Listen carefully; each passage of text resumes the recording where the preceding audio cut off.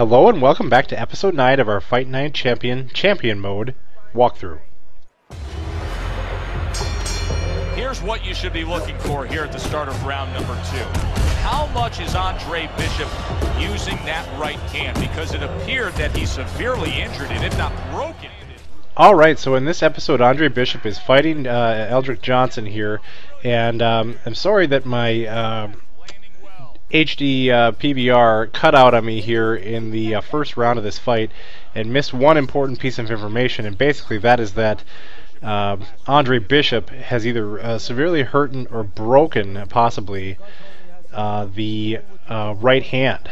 So that's not going well for him, and he's got to try to find a way to fight essentially without it. So you will see here when we get back into play here.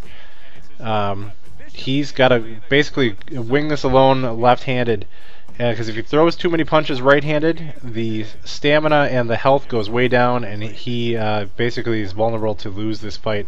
There you see I throw one, but I'm very not willing to throw the right and leave myself vulnerable here. So it's basically a dead issue here.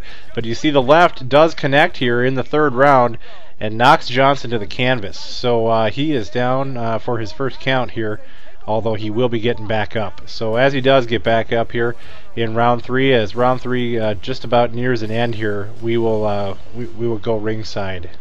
That was your round, Andre. You're winning this fight.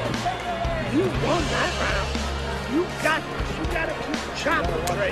Keep chopping. So obviously I very much condensed this fight down here. As you see now, round 7 I've skipped up to here, as this one went deep into the fight. It's scheduled for 8 here, although you see some heavy punches flying here on both ends from both Andre Bishop and from Johnson here.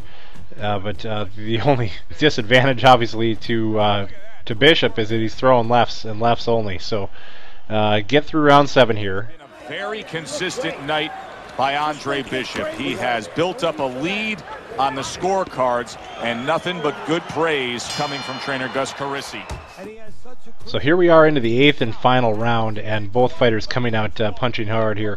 Johnson, knowing he's got to make up some ground, probably get a knockout here to win this fight, as you heard them say that Andre Bishop has accumulated a lead throughout the rounds here. So trying to be smart here, taking his punches when he can, and you see here now as the time has elapsed down to about 30 seconds in the round, and now is the time to get your last flurry of punches in before this goes to decision. And it looks, as you get to the last 10 seconds of the fight, that both fighters are still standing. This does indeed look like it will go to the decision. Andre Bishop. Final bell of what was a one-sided outing. Well, this one is easy to score. At least it should be. Let's hear how the judges had it. We send it up to the ring. Andre Bishop.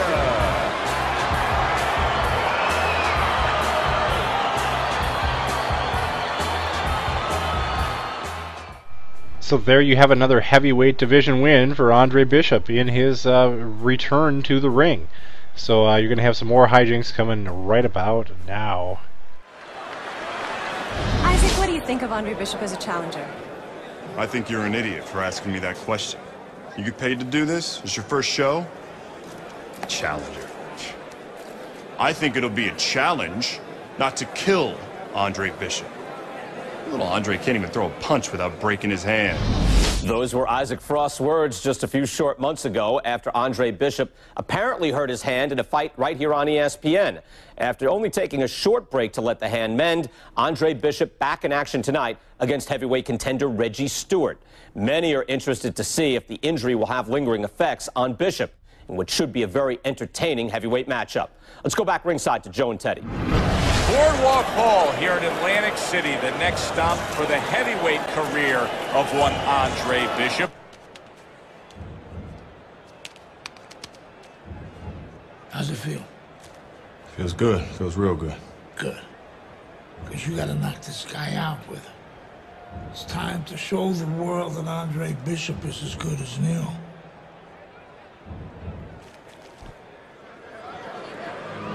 Bishop's showing you that intensity that so many of the very best will display during a ring walk.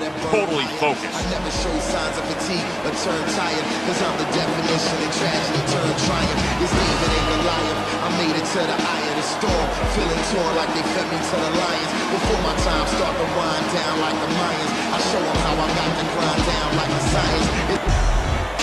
Stewart's the kind of fighter who you just know has no self-doubts. Look at the way he's making his way down to the ring right now. You can see it in his eyes. Rappers out the model shit. I done lost my mind in need of a psychologist. Never cared less back when I was still in colleges. And now the boy be in London, Theophilus. It's tough trying to end up on the paved route. The flow is medium rare. Now bring the steak out. This is my medium here. See how... Ladies and gentlemen, Boardwalk Hall here in Atlantic City. The next stop for the heavyweight fight between the comeback kid, Andre Bishop, and Reggie Stewart. This the first fight since Bishop injured his right hand against Meltzer. So the object of the fight with Stewart here, not only obviously to win the fight and knock Stewart down, but to do so convincingly with the right hand, show the world that the right hand is okay, and that Andre Bishop is indeed back and at full strength. So that's the goal. It's another 8-round fight here, as you see halfway through the first. Connecting on a few, missing on others here, but trying to be a little smarter with mixing up both head shots and body shots. As you see, going to the body there. I've also condensed this fight down so that we don't have a 30-minute video here on 2 fights, but that's okay. Bringing you the basically what you need to know about each fight here, as this one comes right down to the end of the first round. One of his own. Good work by Reggie Stewart. Your right's looking good.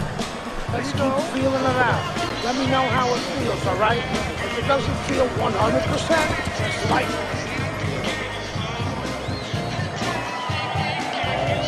Here we go. Round 2 is underway. Yes, indeed. Round 2 is underway, and more of the same from round 1 here. Bishop trying to work the head and the body here, working on trying to get the uppercut in there, some shots of the head, covering back up smartly, and trying to get right back in there. So pattern continues here, trying to work the left hand when possible, wanting to show that it's back and it's not a liability for him.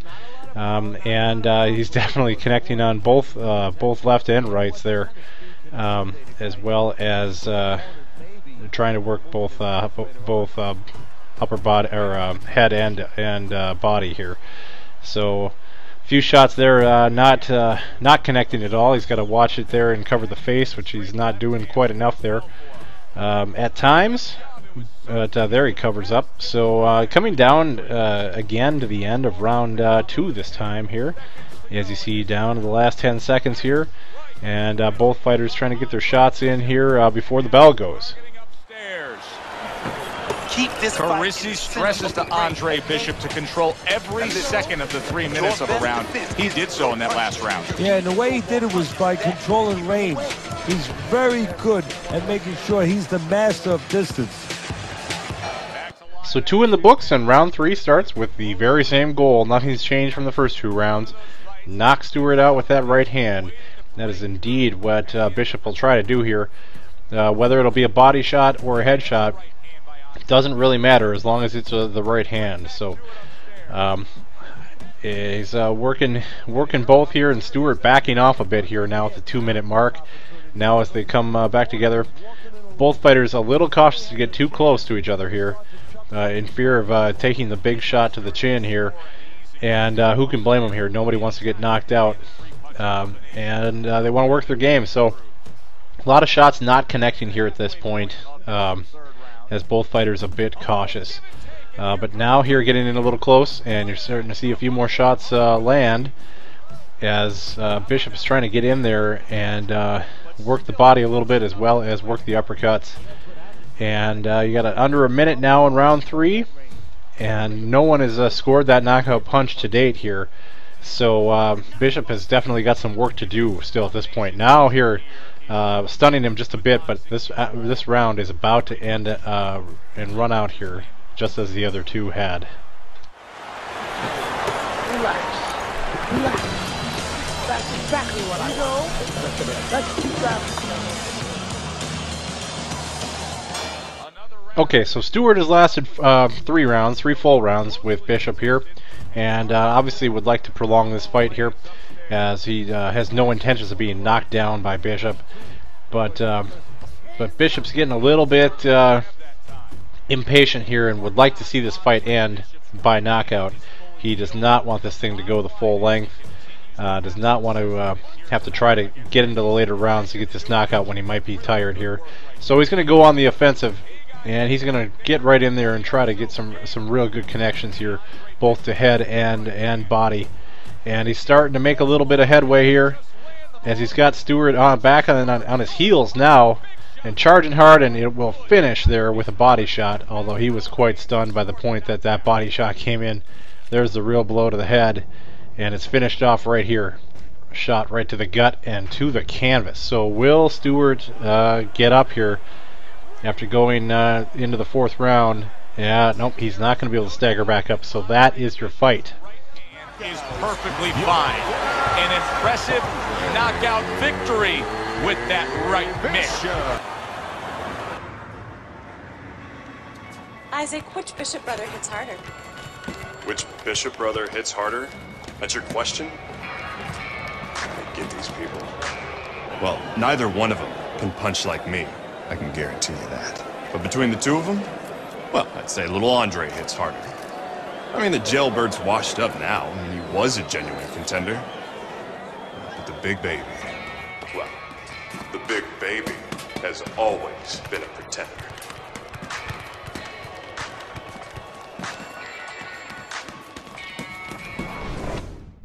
Ooh boy, the plot continues to thicken. We'll come back for the next episode, guys, as we walk through Fight Night Champion.